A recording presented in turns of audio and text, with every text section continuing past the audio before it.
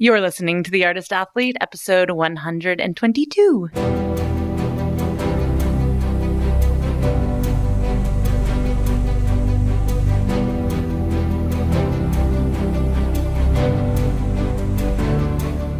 This podcast is dedicated to Circus. It's a place for professionals in the industry to share their stories, viewpoints, and information, and a place for outsiders to get a sneak peek into this world. Hey friends, fans, and foes, I'm Shannon McKenna. I'm the host of the Artist Athlete podcast and the founder of theartistathlete.com. This episode of the Artist Athlete podcast is, just like every other episode of the Artist Athlete podcast, sponsored by people who are exactly like you. Okay, maybe not exactly like you because I get it, you're a special snowflake, but they are people who really love listening to episodes of an independent circus podcast. And so they go to patreon.com/theartistathlete and give as little as three measly American dollars every single month to help me and my whole team create amazing content, just like this episode. So if you love what you're listening to, patreon.com/theartistathlete is the place to go. You can also pay for the whole year all at once. So you're not getting like random withdrawals from your bank account every month. You just pay once a year and you're done. So if you've got a little bit of a end of the year coin in your budget, patreon.com/theartistathlete. Also, quick content warning. This episode contains mentions of miscarriage and depression. All right, let's get into it. Martha Graham, who is widely considered to be one of the most important dancers of the 20th century, once famously said, "A dancer dies twice." This is what I think Martha Graham sounds like. "A dancer dies twice. Once when they stop dancing, and this first death is the more painful." And that's where I got the title of this episode. I just took some poetic liberties and changed it up a little bit to say acrobat instead of dancer. And it's a particularly bittersweet episode as I'm going through a time of my own when I'm certainly not leaving Circus. I promise. I'm going to keep training, going to keep making the Artist Athlete podcast and doing the thing. But I am forced to change what I'm doing and how I'm doing it. And I've been thinking a lot about the big questions that are in this interview. And so my guest today is Corinne Letray. Corinne grew up in Victoria, BC, where she competed in artistic gymnastics for 10 years. Her success as a gymnast led her to the pursuit of her dream of performing with Cirque du Soleil. At the age of 19, Corinne joined l'École nationale du cirque in Montreal. She majored in hand-to-hand with a minor in handstands, and one of her proudest moments was performing alongside Avril Lavigne at the closing ceremonies of the 2006 Torino Olympic Games. Oh, Avril Lavigne, that's a blast from the past. Corinne's lifelong dream came true as she began performing for the world-renowned Cirque du Soleil on their touring show Cusa in 2006. She traveled for 6 marvelous years with Cusa, performing a featured hand-to-hand act with her husband Sergei. And during her time on Cusa, Corinne was also part of the management team as a dance captain, leading choreographic rehearsals and integrating new artists into the show's principal group X. Corinne and Sergei retired from touring in 2012 and decided to make their home in Vancouver, BC. And she was ready to move on to the next chapter. Or so she thought. As it turns out, she found herself incredibly lost and broken. This left her questioning her entire existence, and I know that sounds dramatic, but it's a lot more common than you might think. Corinne had some big questions to tackle, such as, who am I without that defining purpose and career as a circus performer? What do I do now? And most importantly, this is the biggest one, what if nothing gives me that level of passion or fulfillment again? In other words, like, what if the thing I love to do now, I never love anything that much again? For years after retirement, she couldn't imagine feeling complete without the outside validation she got from performing and achieving that level of mastery. So she currently works as a personal trainer, but she also has her own podcast of sorts. It's called Corinne Moments, in which she interviews artists and athletes who have specifically grappled with these tough questions. So I invited her on the Artist Athlete podcast to tell her story. And I also was on Corinne's podcast. We did a little tradesies. My interview will be up on the website eventually. And I reference it several times throughout the interview. So if you get confused, we talked for like an hour and a half before I interviewed her for this episode. And the links to that will be in the show notes. It's not super vital that you listen to that to listen to this. So go ahead, sit back, relax, have a cocktail, have two, and enjoy my interview with Corinne Letray.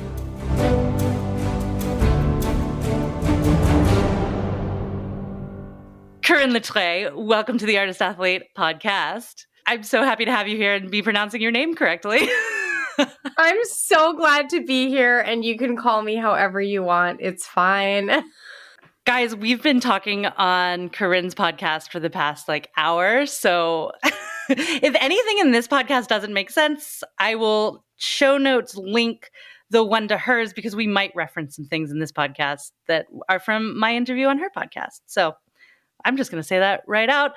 But for those who haven't listened or want to listen to this first, can you tell the people who you are and what you do?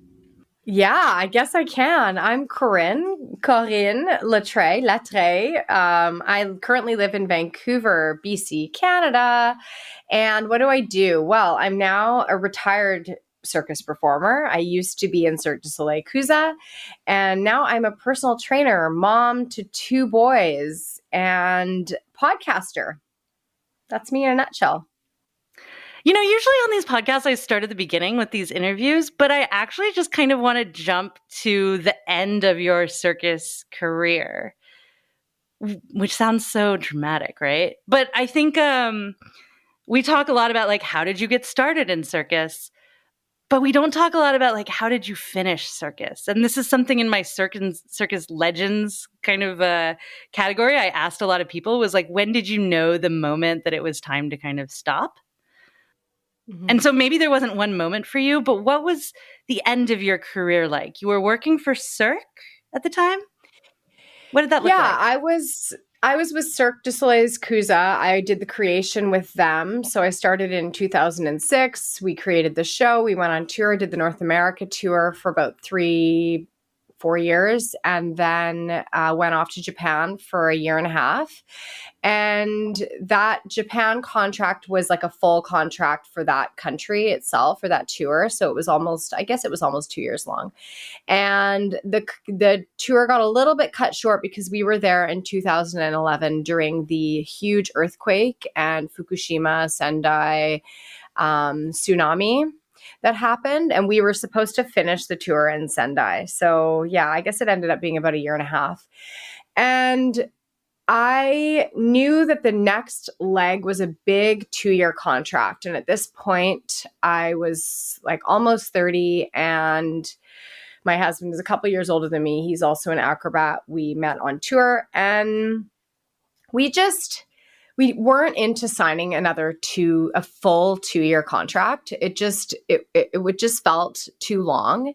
And we had put our name in the hat, the pool, the bucket, whatever, the Cirque bucket to try to get moved into a Vegas show because we wanted to kind of settle down, and we had kind of done everything we felt like we could do on Cusa. We had our hand-to-hand act on rotation. So we were performing our act pretty much every single show, but in different parts of the show. So we were, helping lighten the load for the regulars. And I was dance captain, and he was backup trickster, which was the main character on the show. We had really done it all, and we'd worked our asses off for that show. And the climate at Cirque was changing a little bit. There had been a lot of budget cuts, and so different management was coming, and it was just changing, and we just weren't ready to sign a 2-year contract. And a spot in Vegas didn't open up because they never do, because people don't want to leave those shows. They're really comfortable, good gigs for having a family and still performing in the evenings. And there was, I think at the time, only one hand-to-hand act on a Vegas show, and that was Zumanity. So there just wasn't an opening for us. So we just decided that we were going to pull the plug and move on, because we knew, or we felt as though for us that we would have to move on at some point, and we thought it would be easier to kind of move on our own terms instead of our body making the decision for us. And because our act was really acrobatically very heavy. Like it was a hard act to perform night after night and pretty risky. And my husband's shoulder was falling apart. And it was just like, you know, we can keep going like people always do, or we can make the transition, because the transition is going to be hard at any stage. And it's probably going to be a lot easier at 30 than it is at 40 with like 2 blown out knees and no skills and no resume. So that's what we did. Yeah. One quick thing that popped into my head, I love the way you said all that, because it also gives people kind of an insight into the trajectory of an artist of Cirque du Soleil caliber who's like working in the company, that it really is this trajectory where you're like, you go on tour and then eventually you're like, I kind of love doing this still, but I want to not be traveling all the time.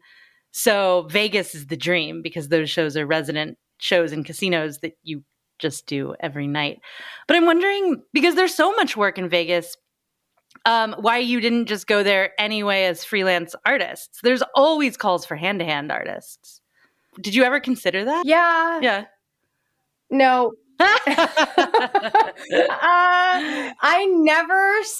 Even when I was at circus school, I just never saw myself being freelance. It's just not something that appealed to me. It makes me nervous. Okay.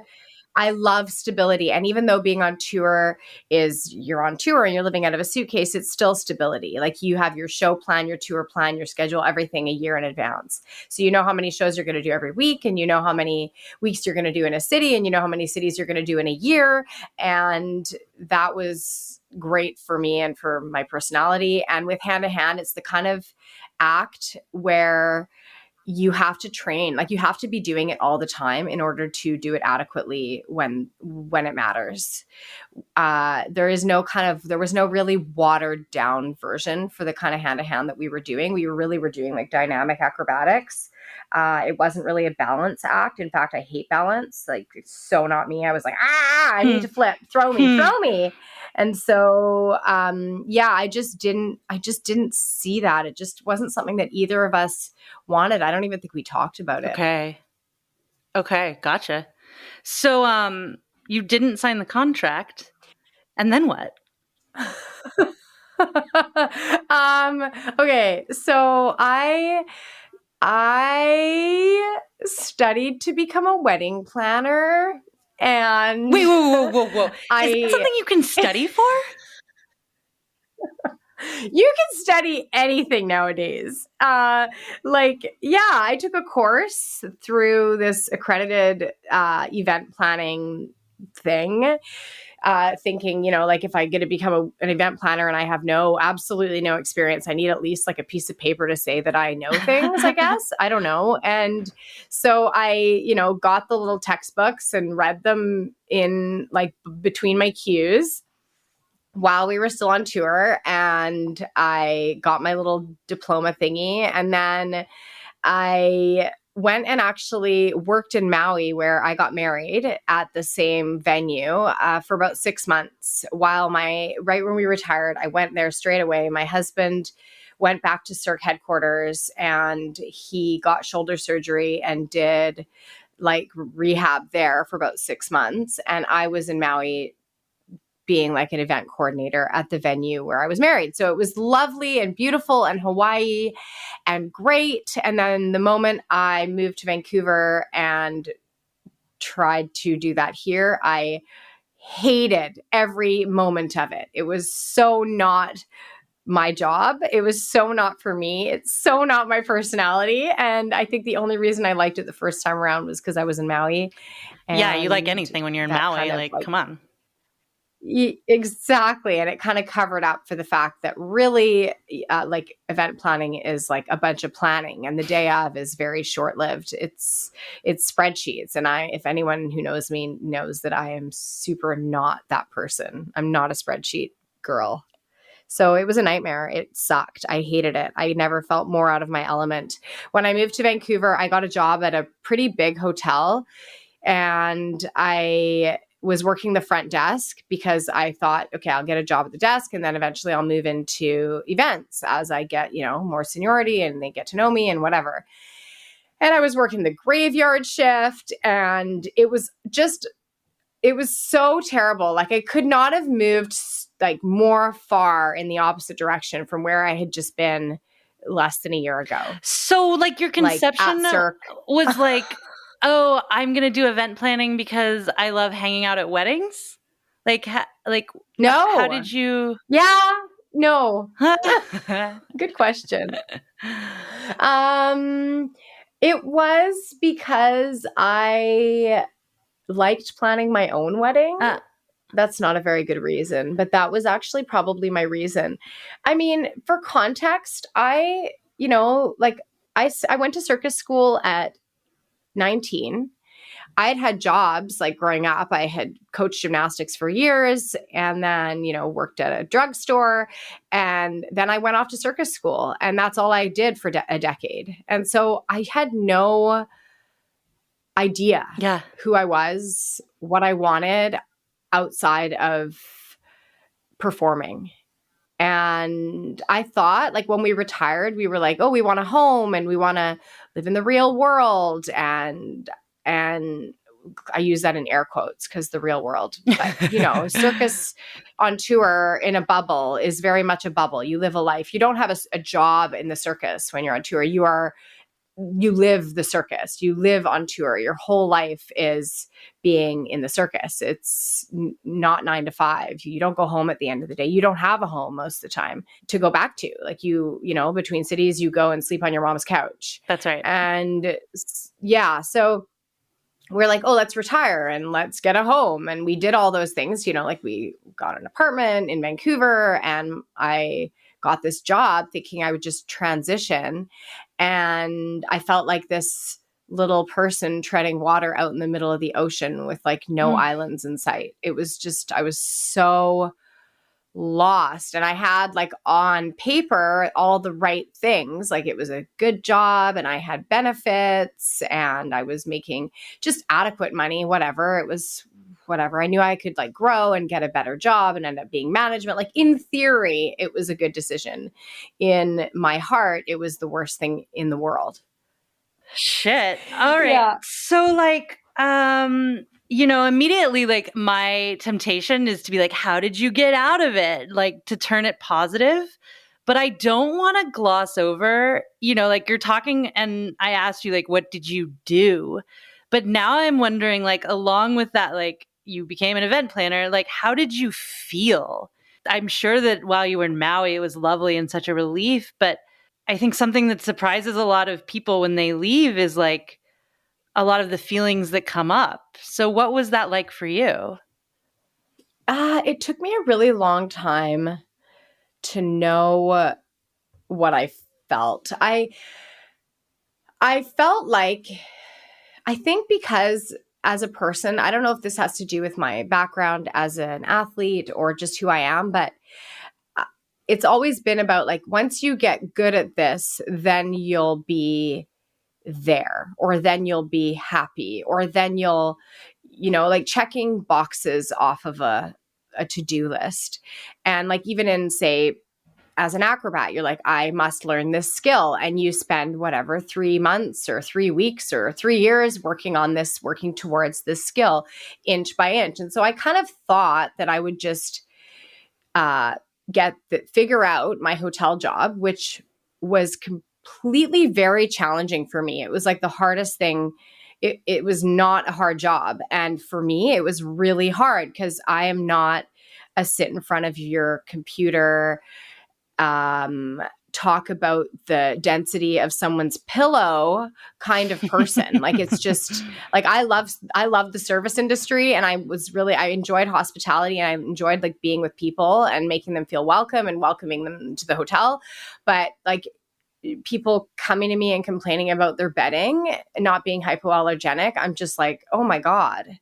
Okay, I'm sorry. Yes, I will send a hypoallergenic comforter to your room immediately. Like, it just wasn't me. So I think I thought that I would just get better and get really good at it and then perform at that job, in the sense that, I would get recognized for my goodness at it, and then I'd be happy. But oh, interesting. At some point, about You know what I Yeah. mean? I know that's so fickle, but I think that that's just kind of what I thought the natural trajectory of anything is, I guess. No, and I mean, I like, don't from know. where you're coming from, it makes perfect sense. Like, circus isn't fun until you do it well. Well, I mean, there's parts of it that are fun no matter how well you're doing, hopefully, or else why would you keep doing it?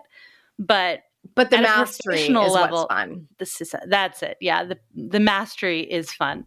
And so the idea that then you took that into a job where, like, what does it mean to master the ability to send someone a hypoallergenic comforter?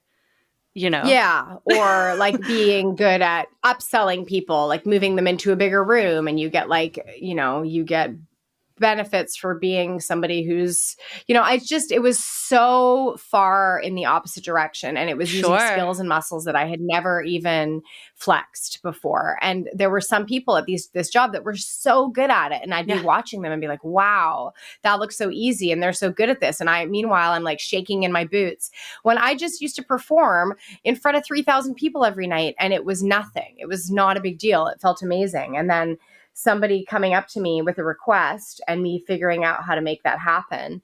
Mostly because of the computer, actually, that really freaked me out. I'd be like, oh my gosh, this is hard. It was just really hard. It was so hard. So after about 5 months, I was like, I'm done. This is not for me. I'm never going to be good at this. And even if I do get good, I don't think I'll ever be happy. So I quit. That's what I did. But my husband is like really, he gave me the chance to just experience it. And he never said anything and never criticized. And he knew that I wasn't happy, but he never asked me questions. He didn't say like, where are you going with this? He knew that I needed to get it out of my system. And at this point, he had already started a personal training business, and he was, already getting the ball rolling, and he had lots of clients and he was getting busy and doing all this. And finally he's like, okay, are you ready to join me now? Are you ready to start training? I'm like, yes, I think I am. I thought I needed to get out of the physical world. That was initially Interesting. Oh, hey there. I just wanted to interrupt this interview real quick to just say one real quick little thing about myself, which is that I am not only the host of the Artist Athlete podcast. No.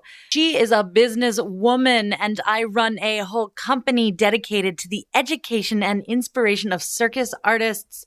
That goes from people who are just doing it, weekend warriors, as a hobbyist, recreationally, or if you're a professional, you've put in the hours and you need more resources, go to theartistathlete.com. There are a ton of recorded workshops, online manuals and ebooks, everything you could possibly need from me and from some guests on this show about everything from nutrition to training your shoulders to really specific aerial moves that you need to master. Again, theartistathlete.com. And just because you went there from listening to this podcast, use code PODCAST and get 15% off your entire purchase.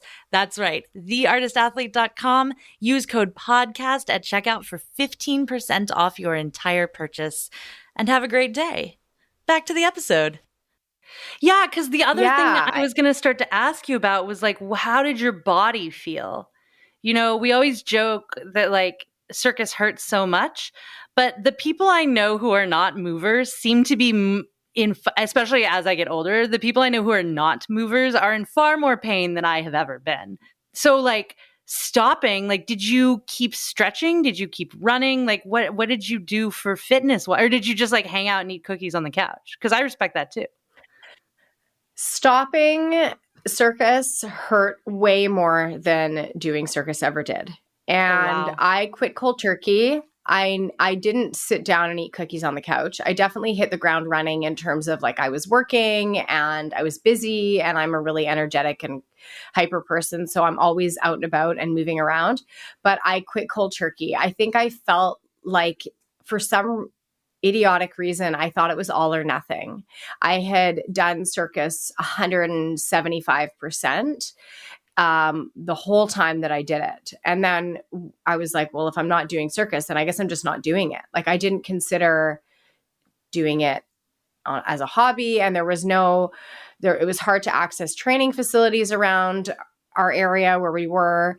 And my husband was really busy trying to build up this business. And where we live in Vancouver is the most expensive place in the world. Yeah. And, so we were really just busy focusing on that. And I wasn't even like, he was working in the gym, so he was working out, and I actually stopped. And I think I was in a really, really dark place, and I didn't realize it till years later, like years I was, or how dark the place I was in was. Yeah, it was really crazy. And was it him asking you to join his company that kind of brought you out of that place? No, it took me years. Okay. Like, I think I retired in 2012, so 9 years. And I think it's been maybe 2 years that I've started to see the light. Wow. It's been bonkers. Like, I don't think I acknowledge it. And I never lied on the couch and cried for days. Like, it wasn't like I was still a high functioning sad person. I think I was just sad on the inside. Like, it felt like I had lost my one true love and didn't know where to find it again. And I realized how much the circus meant to me years after leaving. And it still makes me like emotional now. Isn't that crazy? No, I don't think that's crazy at all. I know it's not. I think that's actually the most like normal, healthy, like expected reaction to leaving the circus. Yeah, I don't think you do leave the circus. I don't know how I could have done it differently, and I don't regret any of my decisions, and I love the life I'm living now, and all the decisions I made them like with a very clear mind, and they were very pragmatic, and I'm happy with the decisions I made. But emotionally, it was a lot more difficult. Like, yeah, that life meant more to me than I knew it did. Yeah, it's funny when we talk about making a good decision, right? Like the best course of action or the most pragmatic or the thing that makes the most sense doesn't necessarily mean it's like the thing that's going to make us the happiest. Yeah, or just that it's not going to be easy, And I think about like it took me 10 years in my circus career for it to feel like it had kind of come full circle. Like I had really like when we retired, I really had felt like I had done everything I had set out to do. And I had really checked all the boxes, and I felt really satisfied and proud of the career I had had. And now it's been about 9 years since I've been out. And now that full circle is sort of coming back around, and I'm finally feeling whole again. And it took, I don't know if that's like a cyclical life thing or just a coincidence, or the fact that I finally frickin' started talking about it.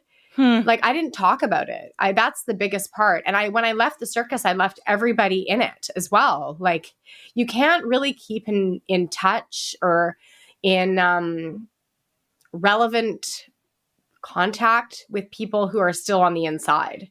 It's like getting out of jail. You're not like going to call your homies. Like it's not that we were ever in jail, but you know what I mean? It's a whole different life that they're leading. Yeah. And time moves at a different pace when you're on tour. It's not based on months or seasons. It's based on cities, and you don't even realize that 3 years have gone by when they have, and your friends on the other side of the world have gotten married and had babies and bought houses. And it was challenging on so many levels. And I got back here thinking I would like fall back into like normal life, and everybody I had ever known from growing up or high school, I had been gone for 10 years, and they had nothing in common with what I had just been through or done. So it was like starting from zero, but then also not being able to relate to everybody on the outside either. So it was pretty lonely. Like, my husband and I definitely lean on each other a lot. I think it was harder for me. I think because I'm female and I'm more emotional and feel things on a deeper level. I don't know.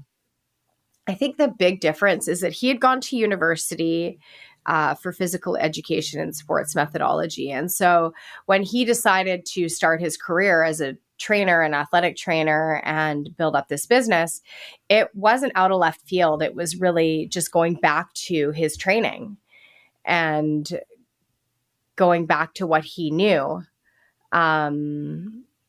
before what he had studied, right?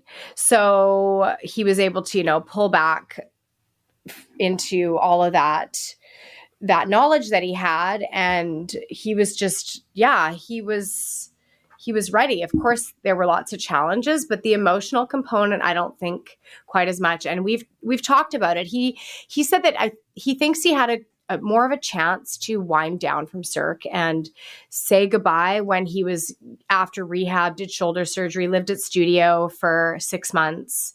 And, he just got a chance to kind of have some closure. Whereas for me, Cirque on tour in Japan ended, and that was it. We packed our bags and flew away, and there was no after party.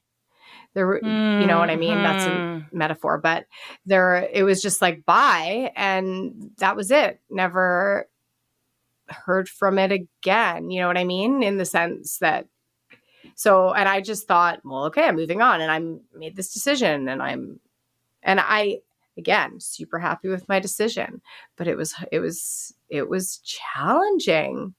Yeah. And I remember when I was on tour, I actually was I guess the word is the ambassador for the Crossroads Program.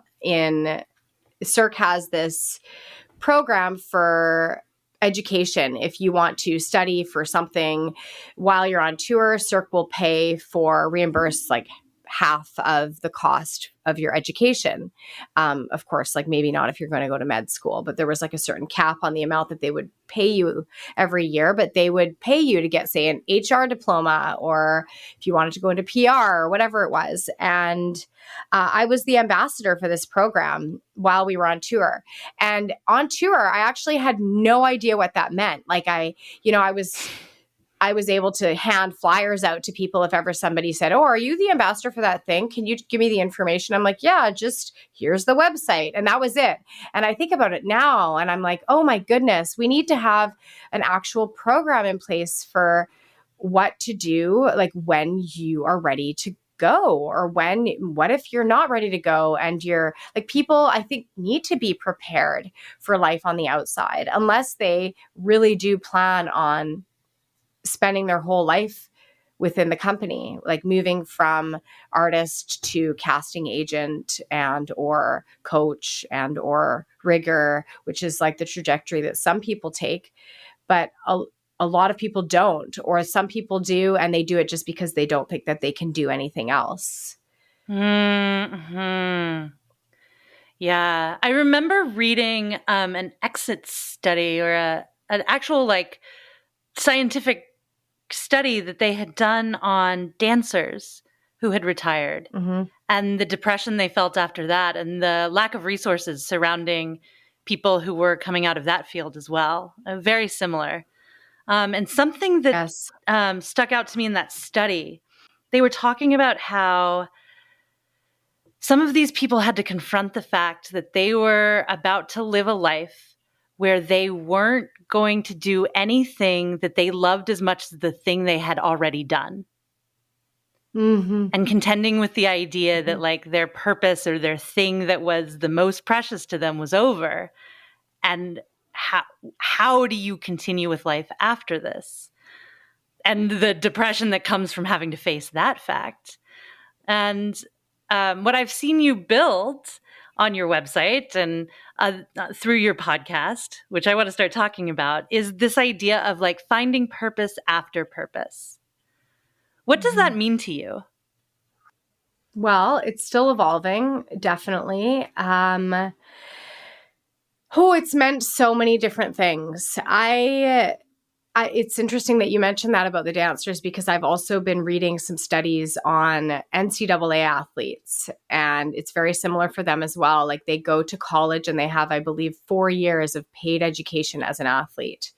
And then even if they go off and get a master's, you're your time as an athlete ends. And and especially in college, the whole camaraderie of being an NCAA athlete and on a team, doesn't really matter which sport, is so intense and holistic and all encompassing and supportive. And then when it ends, it's like they wash their hands of you and move on to the next, because there's another fresh crop of people coming in. And it's the same thing as what you were saying about the dancers. There's a lot of disillusionment, and these young people are just completely lost, because who am I without that? We identify as, I am a dancer, I am an acrobat, I am a football player, and we embody it, but really you do football or you do circus and dance, but we embody it so much that we identify that is what we are. And I was 190% an acrobat. I was a performer. When I decided to retire, I washed my hands of it and I said, okay, I'm not that, so I've got to be something else. So I'm going to go and be something else. And okay, I bead something that was not me. And then I bead something else. And then now I'm a personal trainer. And then I'm a mom. And I don't want to, I don't want to use it that way, but I don't want to just be a mom or just be a personal trainer. And I also don't want circus to just be the only thing that I ever did that was like the thing that made me overflow with joy. So yeah, how do I find who I am or what my purpose is? Because circus was my purpose. I dreamed of it since I was 7 years old. And it's funny, you said when we were chatting earlier that you saw Alegria on TV. That was my show that I saw on TV that made me want to join the circus. And I think I was 7 years old, and I remember seeing the Power Track act, and they were wearing like these sparkly unitards, and they were flipping and flipping and flipping and huzzah at the end of the Power Track. And I was like, oh my God, that's what I have to do. And my parents were like, yeah, okay, sure. And I was lucky enough to have the opportunity to make that happen. It happened for me. I'm so blessed that the clouds parted to give me the opportunity to go to circus school and join the circus and get hired and all those things. To go back to your question, I have been grappling with the idea of who am I and what is my purpose if my purpose isn't wrapped up in what I do. Because I identified as a circus performer as one can only identify if they are on tour 355 days of the year, so I've had to do a lot of digging and learning to really, I think the biggest thing for me, and it sounds so cliche, but is to really, really live in the moment, because I have always been very much a box checker, and life on tour or life when you're gigging is very much like you're looking at your calendar and you're preparing for the next gig, or you're on tour and you're wrapping up the week and we've got 10 shows this week and you're counting down your shows, and then next week you've got 8 and you're counting down your shows, and then you've got 2 weeks left in the city, and then everything goes in sections. And life on the outside isn't really like that. There are still measurable milestones, but learning to live in the moment and reflecting on my day and what I've done today, or what progress I've made today on even just myself and my inner world, and how I reacted to my kid having a complete conniption at dinner time because his macaroni was the wrong shape. I find I'm learning how to find value and importance and joy in those seemingly smaller moments, whereas before I needed a massive round of applause to get my high. What resources or teachers or resources did you turn to find that? I'm thinking about people listening who might be in the same position, who would love to hear who or what helped you to kind of be in that live in the moment kind of mentality. Because it's very easy to say, right? To be like, oh, you just live in the moment. It is. But but to do it and to make it a habit to do it, how did you come across that, or how do you practice that? Well, it's a constant practice, and I'm definitely not perfect at it, and some days are easier than others.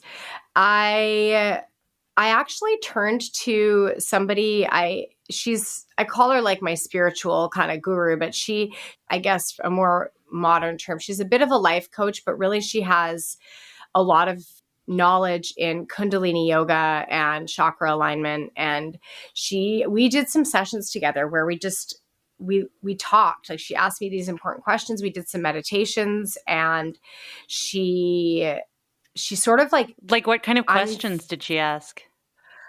Well, we did a meditation which was for her to see which of my chakras were blocked. And I honestly have never done anything like this. I'm not very woo-woo, but I definitely have a spiritual side, and I like to lean into that a little bit. But she had me do a meditation. She had me visualize my body at certain sections. Like, okay, so right now we're down at your pubic bone. What colors do you see? What do you feel? What comes out right now for you? And then we moved up to my navel and my solar plexus and my shoulders and my face and the top of my head and all the chakras.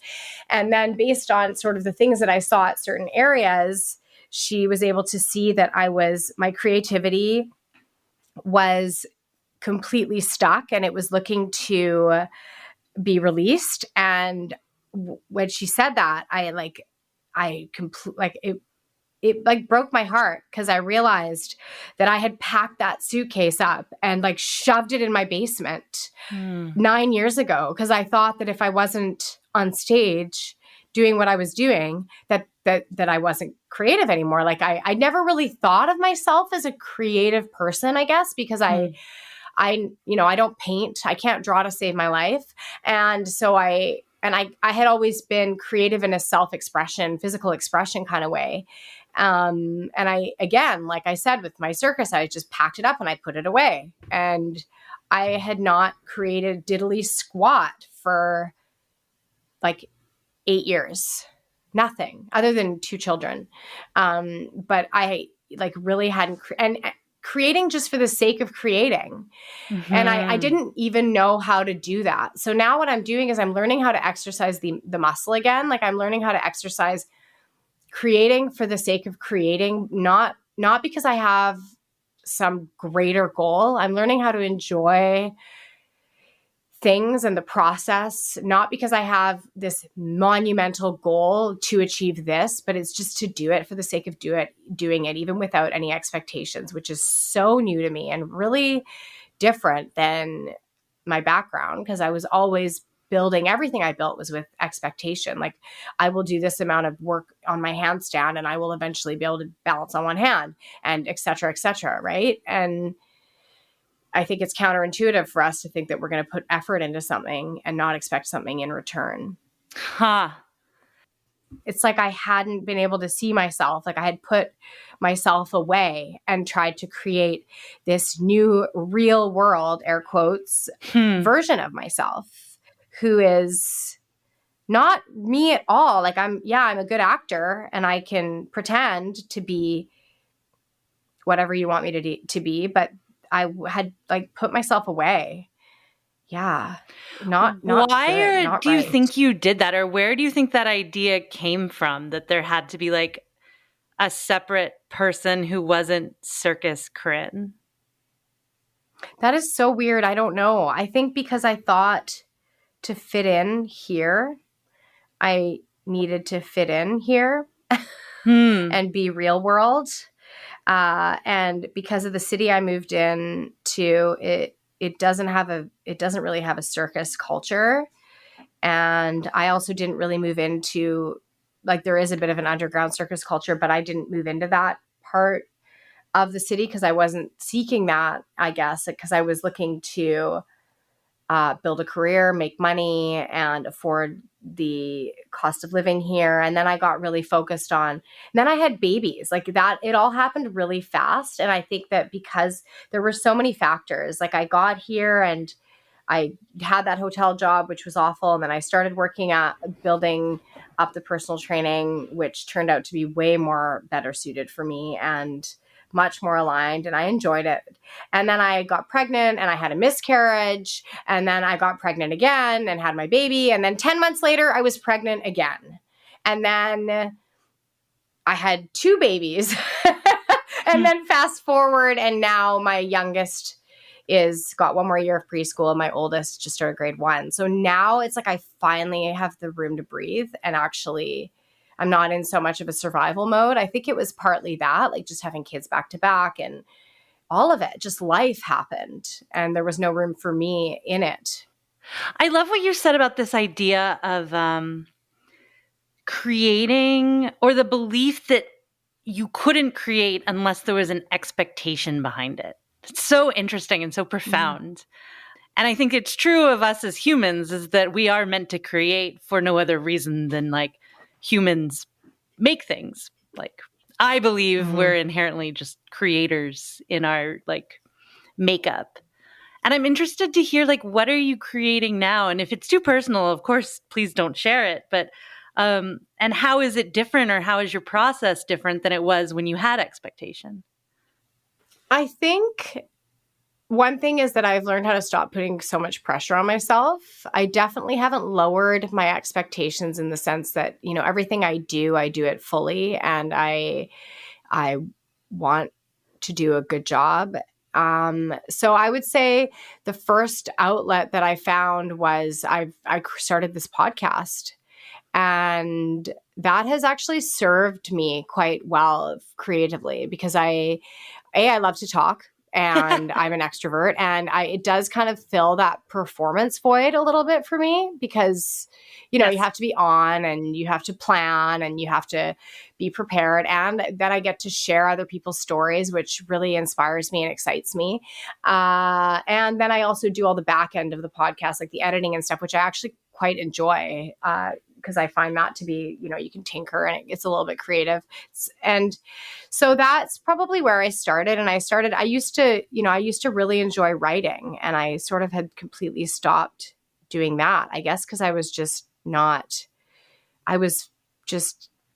closed myself off so much that I didn't, writing involves like opening myself, I guess. Yes. And I think to stay safe and to not acknowledge the fact that I felt like shit, I had put that away. And so, how do I create without expectation? Like I'm creating the podcast. Of course, I would love for it to reach a great audience and to do well, and for people to resonate and all that stuff. But I'm trying to just create it because it brings me joy, and not look at, I must be here by this date and time in terms of success or numbers or downloads, or, you know what I mean? Like, it's not that I don't have some goals and people that I would love to have on my show and things like that, but I'm trying to really just enjoy the process. And I think part of it is that I became a creative a little bit later, because I honestly don't think I really started exploiting that side of myself until I started circus school. Yeah. And I think that we live in this day and age where, like, to appear successful, you have to appear as though you're doing all the things. And that's just not the case. Like, I've come to realize that how I feel and how I show up in this world with my kids and my family and my friends and in my business, and then again, how I feel at the end of the day after having done that and shown up, is so much more important than all of the things that I'm doing or checking, all the boxes that I'm checking off of this arbitrary list that I've created out of my own mind, or out of the expectation that I think people have of me. Corinne, we're coming to the end of the interview, but where can people find you to hear your awesome podcasts and talk about some of the guests you've had on? Yes, you can find me at Corinne.moments on Instagram, and the Corinne Moments podcast, and I'm CorinneMoments.com on the interweb. I have all sorts of different guests. Right now, I'm interviewing quite a few athletes and people who are coming out of their athletic career, or ex-Olympians, and talking about the come down and the afterwards, and the what comes next, and the where are you now and how are you doing with those people. I'm also also, celebrating people who have just had their big wins or just competed, and just talking about the future. I'm really fascinated with this whole theme of purpose after purpose. And I hope that I can help spread the word and the message so that other people's journey through purpose or seeking purpose after purpose maybe won't be quite as long and drawn out as mine, because I felt like I was really alone. And now that I've started talking about it more, I realize that I'm completely not alone, and it's a very common theme. And so I think that it's definitely a journey of self-discovery or rediscovery, but that I think it's great to see, to shed the layers of our skins and see who we can become, because I think that as life goes on, we evolve whether or not we want to. We are always evolving. That's so beautiful. And I have to say that I think that people who leave the industry, probably they're not alone in their experience, but the experience of feeling alone is very universal. And part of it is because no one's talking about it. So I want to say thank you for talking about it, your own, and bringing it to the forefront in conversation. And because I just think that's so cool and such an important exploration for so many people. Oh, thanks so much. I'm so glad. It's such a privilege to be on your show, and I love everything that you're doing. So keep it up. You're great. I have one final question for you, though, which I ask every single guest. And it's kind of a funny question in the topic of this interview, but we're going to do it anyway. It's about the beginning of your career. So what advice would you give to yourself as Corinne, who was going to the National Circus School and wanted to work for Cirque du Soleil and had all these big dreams? What would you tell her? I would tell her that don't sweat the small stuff. Stay in your own lane. Stop looking at what everyone else is doing, but also explore more. I think that's something that I could have done more, was explore more, to kind of diversify my portfololio. That sounds so financial, and that's so not what I mean. But no, but I live. It's so good. I think, one of my training was really, really linear. I went to the Circus School and I got a job at Cirque right out of the gates. And I think seeking other opportunities, not even professionally, but just other training opportunities can give you more perspective, I guess.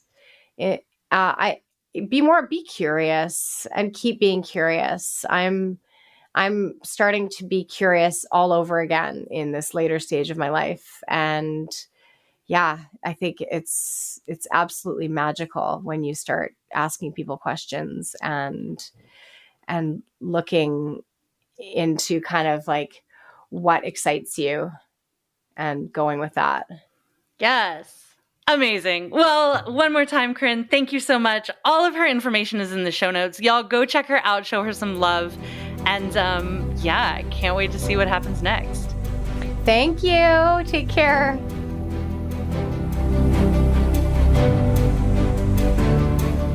That was my interview with Corinne Letray. Corinne, thank you so much for coming on the podcast. It was a pleasure to have you on. The biggest thing I want anyone to take away from this interview is that Corinne talks at one point about being a high-functioning sad person. And I know a lot of them out there. I think I've probably been one at different times in my life, but you don't have to be that way. Just because you can move through life, just because you can be nice to people and hold down a job and sleep at night, that doesn't mean you're not sad. That doesn't mean you're not suffering. It's actually really common. It's more common than people think. And you don't have to live that way. How do you know if you're living that way? Well, do you ever get caught in that kind of thought pattern that says, oh, once I get good at this, I'll be happy. Or once I have this thing, I'll be happy. Or once I move to this place, I'll be happy. As if happiness is this point that we reach somewhere down the line, as if we have to earn happiness, as if happiness is not just innately given to us. It's something that you have to achieve. No. I've interviewed enough people on this podcast to know that generally what happens after people achieve their goals is a period of fear and crippling depression, followed by a what next? And something Corinne said, I think that was really interesting, was that she thought it was all or nothing. She thought that she had to do Circus and go for the thing, either 100% or not do it at all. And that's why she wanted to get as far away from Circus as possible when she was done at Cusa. But as she says, you can't get away from Circus because it's a part of you. It's in your blood.